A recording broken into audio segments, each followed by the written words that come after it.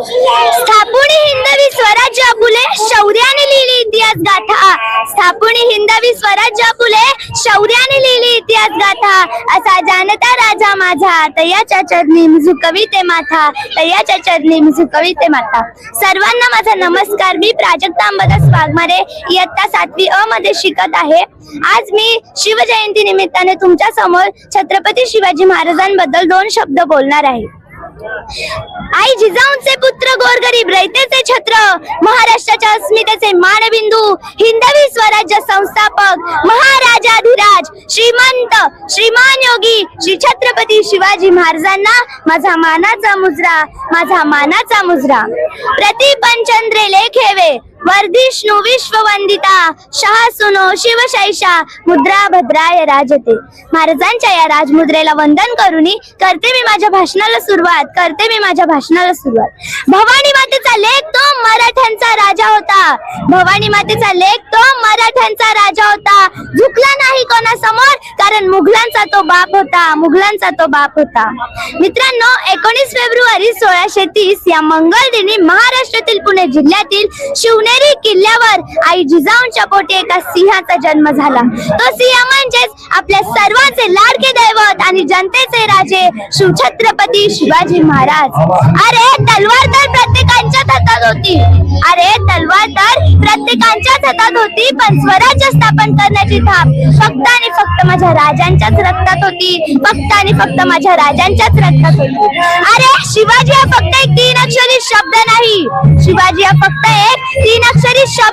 तर तो एक मंत्र आहे. तो मंत्र आहे ज्या मंत्राला उच्चारता अंगातलं रक्त सळसायला लागतं आणि सकारात्मक ऊर्जा प्रवाह निर्माण होतो.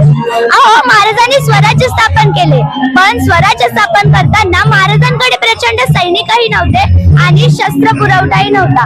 म्हणूनच सुरुवात शून्यातूनच झाली. अहो, महाराजांनी सैनिक गोळा केले नाहीत. तर या स्वराज्यावर, महाराष्ट्रावर प्रेम करणारी माणसं गोळा केली. त्यांच्या हातात शस्त्र दिले. यातूनच स्वराज्य निर्माण झाले. छत्रपती शिवाजी महाराजांबद्दल बोलणे इतकी मी मोठी नाही, पण महाराजांविषयी जाणून घेताना मला जे काही कळले ते सर्व आज मी तुमच्या समोर प्रामाणिकपणे मांडण्याचा प्रयत्न करत आहे. छत्रपती शिवाजी महाराजांचा वारसा सांगणारे आपण, स्वतःला सुशिक्षित मानणारे आपण स्वतःच्या जन्मकुंडाला घेऊन फिरत असतो. अपयश आलं की आत्महत्या करतो, बाटल्या तोंडाला लावतो. याचा अर्थ आपण काय आदर्श घेत आहोत महाराजांचा? अरे, महाराजांनी अनेक गड किल्ले जिंकली, पण कधी कुठल्या किल्ल्याला स्वतःचं नाव दिलं नाही. अनेक मोहिमा आखल्या, पण कधी पंचांगण पाहिलं नाही. त्यांच्यावर अनेक संकटे आली, पण ते कधी खचले नाही. पण आजचा तरुण थोड्या अपयशाने खचून जातो, निराश होतो. तरुणांनी खचून न जाता, आलेल्या संकटाशी न घाबरता शिवछत्रपती शिवाजी महाराजांचा आदर्श डोळ्यासमोर ठेवून स्वतःचे अस्तित्व निर्माण केले पाहिजे. अरे, छत्रपती शिवाजी महाराजांच्या स्वराज्यात जर का आजचा युवक जनावरासारखा वागत असेल तर खरंच ही खूप मोठी शोकांतिका करण्याची गोष्ट आहे. छत्रपती शिवाजी परस्त्रीला माते समान मानणारा माझा राजा, स्त्रियांवर अन्याय अत्याचार करणाऱ्यांचे हातपाय अलग करण्याचे आदेश माझ्या राजाच्या राज्यात होते. अरे, माझ्या राजाच्या राज्यात महिलांना 50% आरक्षण तर नव्हते, पण 100% संरक्षण नक्कीच होते. महाराजांच्या स्वराज्यात कोणताही भेदभाव नव्हता.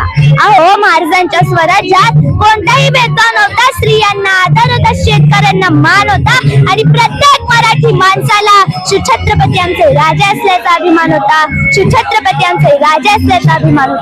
विजयसारखी तलवार चालून गेला आणि तिथे छातीवर हिंदुस्थान हलवून गेला. वाघ नखाने अफजल खानचा कोथळा फाडून गेला. असा महाराष्ट्रात एकच राजा होऊन गेला. सूरज की बात ही छोड़ो, चमकना उसका काम है.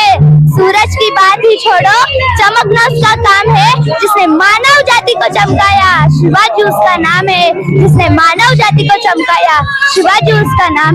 अरे, नव्हत्या सुविधा तरी होता सुखी महाराष्ट्र माझा, कारण राज्य होते शिवछत्रपती शिवाजी महाराजांचे. म्हणूनच आज 400 वर्ष होऊन गेली तरी सुद्धा महाराजांचे चारित्र्य आपल्याला प्रेरणा देते. अरे, छत्रपती शिवाजी महाराजांनी काही कठीण नाही, फक्त मनगटात ताकद, रक्तात देशभक्ती आणि माणुसकी हवी. मग बघा कसे निर्माण होतील घराघरात छत्रपती शिवाजी. जिंकुणी इथेच लढला होता. जिंकुणी दुनिया सारी सिकंदर इथेच लढला होता. लाख मोलाचा माझा राजा बादशाशी याच मातीत लढला होता. लाख मोलाचा माझा राजा बादशाशी याच मातीत लढला होता. शेवटी जाता जाता मी एवढंच म्हणेन की केवळ दाढी मिशी वाढवून कपाळ चंद्रकोर लावून कोणी शिवाजी होत नसतो. तर शिवरायांचा आदर्श डोळ्यासमोर ठेवून जर का आपण जगलो तर शिवराय नव्हे पण नक्कीच शिवरायांचा मावळा होऊ शकतो. नक्कीच शिवरायांचा मावळा होऊ शकतो.